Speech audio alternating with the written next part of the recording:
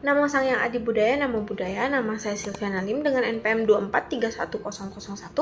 Saya adalah ketua dari kelompok 2 dengan Kovas Fandi Alfredo dari Universitas Internasional Batam. Kelompok kami membuat proyek UAS berupa lukisan Buddhisme yang dapat dilihat hasilnya di atas ini. Lalu saya akan menjelaskan secara singkat tentang realisasi uraian tugas kami dalam mengerjakan proyek UAS ini. Saya sendiri bertugas untuk membuat lukisan dan sebagai ketua kelompok, saya juga bertugas untuk membagikan uraian tugas untuk para anggota kelompok, serta mengatur keuangan yang diperlukan untuk menghasilkan proyek ini. Lalu, Tanri Indra, Sun Seng Kim, Robert Darwis, Brian Bosco, dan juga Ricky bertugas untuk membeli bahan dan alat yang diperlukan untuk pembuatan proyek ini. Ellen Ezi Jonathan, Dewi Apriani dan juga Jeffrey bertugas untuk merangkai kerangka laporan untuk hasil proyek UAS kami. Lalu Amelia, Sheila Novianti, Shelin dan juga Joycelyn Ng bertugas untuk menyusun dan memperbaiki format laporan yang telah dirangkai oleh anggota sebelumnya. Lalu untuk tugas yang terakhir ada Cindy dan juga Gerlin Vania yang bertugas untuk mencari ide dan juga referensi untuk pembuatan lukisan. Sekian adalah realisasi uraian tugas dalam pembuatan lukisan proyek Buddhisme kelompok kami, Sotihotu dan juga Namo Buddhaya. Pertama-tama saya akan menjelaskan terlebih dahulu latar belakang dari lukisan ini. Jadi alasan utama kami memilih lukisan sebagai tema proyek adalah kami ingin menggabungkan keindahan seni lukis dengan kondisi ajaran Buddha yang ada di Indonesia. Latar belakang kami dalam membuat lukisan adalah kemeriahan masyarakat Indonesia untuk merayakan Hari Suci Waisak dengan menerbangkan lentera yang berisi sejuta harapan. Kami berharap bahwa lukisan ini dapat membawa pesan ketenangan, kebahagiaan, dan kedamaian kepada seluruh makhluk yang melihatnya. Selanjutnya, saya akan menjelaskan referensi dari lukisan yang kami buat. Pertama-tama, kami mengambil tema perayaan Waisak di Candi Borobudur sebagai tema utamanya. Umat merayakan Waisak dengan cara melepaskan lentera-lentera di Candi Borobudur.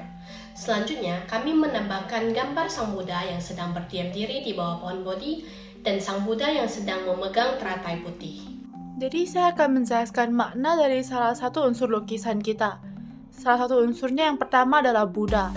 Jadi sosok Sang Buddha atau Sang Bhagawa dalam lukisan kita ini melambangkan pencerahan, kedamaian batin, kebijaksanaan, kasih sayang yang tidak terbatas.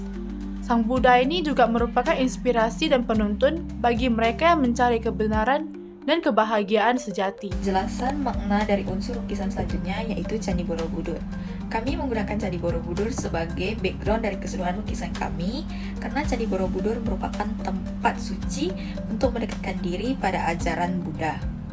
Dan dalam perayaan Waisak, Candi Borobudur menjadi pusat untuk melaksanakan kegiatan seperti meditasi, prosesi lilin, dan pelepasan lentera yang melambangkan doa, harapan, dan penghormatan kepada Buddha yang akan meningkatkan rasa kebersamaan dan spiritualitas. Makna dari unsur pohon Bodhi. Di belakang sosok Sang Bhagawa, kami menambahkan pohon suci bagi umat Buddha karena diyakini sebagai tempat di mana Sang Buddha mencapai pencerahan.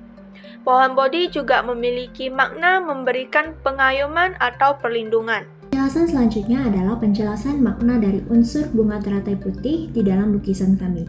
Dalam ajaran Buddha, bunga teratai merupakan simbol pencerahan dan spiritualitas.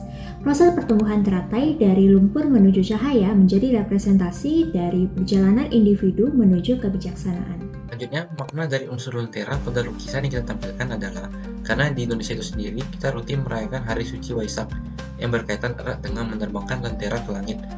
Pelepasan lampion atau lentera ini sendiri ada yang menganggap sebagai simbol pelepasan keinginan dan ada juga yang menganggap sebagai sebuah harapan.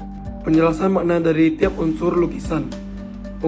Umat yang berkumpul di hari Waisak menggambarkan kerukunan dan keberagaman dalam negeri Indonesia. Gambaran di lukisan ini juga dibuat sebagai simbol hubungan antara individu dan ajaran agama Buddha. Selanjutnya, saya akan menjelaskan tujuan dan harapan pembuatan lukisan. Selain dengan fungsi estetika, kami juga berharap lukisan ini dapat memberikan pesan positif untuk terus mempelajari dan memperdalam Dhamma, serta menjaga hubungan komunitas dan tradisi yang sudah ada agar tidak hilang. Selanjutnya saya akan menjelaskan tentang target lukisan kami. Target lukisan kami ada 4, yaitu masyarakat umum. Lukisannya dapat menarik perhatian masyarakat luas, terutama bagi mereka yang mencari inspirasi dan refleksi dalam kehidupan sehari-hari untuk merenungkan ajaran Buddha. 2. Pelajar dan mahasiswa. Mereka yang mempelajari budaya, agama, atau seni diharapkan mendapat wawasan dari lukisan ini, baik dalam konteks akademis maupun pribadi, karena menghubungkan elemen visual dengan ajaran Buddha dan tradisi Buddhis yang kaya. Komunitas budaya dan keagamaan. Anggota komunitas yang merayakan Waisak atau terlibat dengan ajaran Buddha diharapkan akan menemukan kedekatan dengan tema dan makna lukisan, karena mencerminkan momen penting dalam tradisi Buddhis menumbuhkan rasa kebersamaan dalam perayaan spiritual. 4. Pengunjung tempat ibadah. Mereka yang datang ke tempat ibadah diharapkan akan merasakan kedamaian saat melihat lukisan ini yang berfungsi sebagai pengingat visual tentang nilai-nilai Buddha serta menciptakan suasana yang mendukung meditasi dan refleksi spiritual. Selanjutnya yaitu alat dan bahan yang digunakan untuk membuat lukisan, yaitu kuas lukis, pensil, penghapus, palet cat, kanvas ukuran A2, cat akrilik, dan varnish liquid. Dari selesainya lukisan ini, pastinya kami melewati beberapa tahapan-tahapan yang ada. Yang pertama, kami mencari referensi yang cocok dengan ide-ide kami. Yang kedua, kami sudah mulai mensketsa di kanvas. Yang ketiga itu barulah kami mencat secara bertahap dengan cat akrilik. Yang keempat itu kami sudah dalam proses pengeringan, yang dimana akhirnya proses kelima kami sudah menvarnish lukisan itu yang bertujuan untuk mengawetkan si lukisan. Jadi pada tahapan-tahapan yang kami lalui ini kami memakan waktu 3 hingga 4 minggu. Selanjutnya, ini anggaran biaya yang kami keluarkan. Dari yang pertama yaitu kanvas, jumlahnya 1 dengan biaya 97.000. Selanjutnya yang kedua itu palet, jumlahnya hanya 1 dengan harga 7.000. Selanjutnya kuas dengan jumlah yang tidak diketahui dengan harga 33.000. Selanjutnya cat akrilik dengan jumlahnya itu 6 dengan harga 56.000 totalnya. Selanjutnya yang terakhir yaitu varnish liquid, jumlahnya 1 dengan harga 49.000. Dengan total semua jenis pengeluaran ini totalnya itu 252.000. Kesimpulan untuk proyek lukisan perayaan Waisak mencakup beberapa poin penting pada beberapa aspek.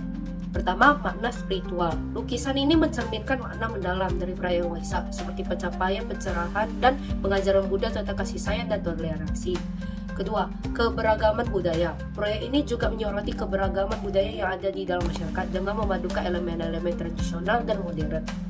3. Peningkatan kesadaran. Melalui karya seni, proyek ini bertujuan untuk meningkatkan kesadaran masyarakat tentang nilai-nilai Buddha dan pentingnya perayaan Waisak.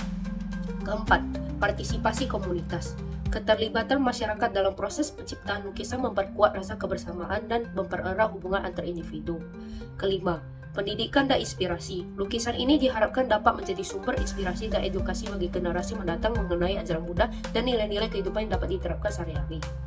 Dengan demikian, proyek lukisan perayaan Waisak tidak hanya menjadi sebuah karya seni, tetapi juga sebagai sarana untuk menyebarkan pesan positif dalam masyarakat.